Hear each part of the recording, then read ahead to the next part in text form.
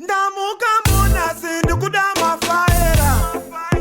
asina kukanikwa nezvepadera ndozvandikukudza kuti mapoints yawo eseka aiwa anoda kuningirwa anoda kutoti ataurwe ende vanofanira kutozvinzwa kunzwa kuti vakadzi vari kufamba 22 kilometers kunotsvaga mvura ngavatisiro zvibhorani munharaunda medu odzoka uye otanga kutsvaira otanga kubikira vana ozodii auna zororo kana ipo kuti hanzi chipatara chacho kiliniki twanzvikanzi ndavava nhasi totanga kufamba aiwatsvaga transport aiwa ngavatigadzirisirwe papo kunge tichirugara kuna 19 hameno tinakuziva kuti bhajeti racho rakamira sei kune kunzi kuna surplus kuna zvakamira sei handika toenda tega isu semadzimai tonogara navo pasi tonoudza zvichemo zvedu tichitsanangurai kuti zviri kufamba sei handiti tisi tiri kuwana nhamo muno aiwa taura zvako saka ndiri kuti tikaenda tese takawanda ka tikatora navakadzi vechidiki vari munomu toenda kubudget consultative meeting tese vanotinzwa chete nhasi iri padhuze handika tochienda tese iri padhuze natoenda tese kuenda nini izvi mage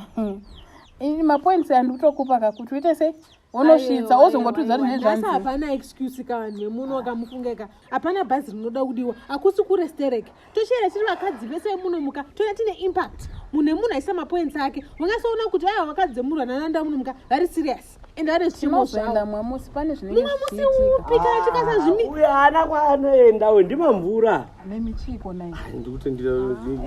ndimbotaura namai taura naye ndimamvura kawe hauzivi here saka chinzi maimamvura ndopakabva zita anofamba achidonha mvura mvura inenge ichitobudaimbotaura namai izvozvi hausi kutakachirake yatobuda izvozvi weti ipapo meeting aisi yakutanga ufanoenda aiwa nai asi haana kwanoenda ake izvozvi pese kuseka chaiko chururu weti kubika kungoti bata chinorema chururu weti zvese chururu weti saka hapana kwaari izvozvizvi atochururuka weti ndosaka waona jira iri raanenge riri apa ndikunyebere ndiende kumitini kumba kuri sei hako aiwa kumba kuri nani tozodzoka totaura tinozondodza kuti zvinenge zvanzi asi ndo zvamune muchidaka zvokundinyadzisa pavanhu wese ndamuka muna sindikuda mafaera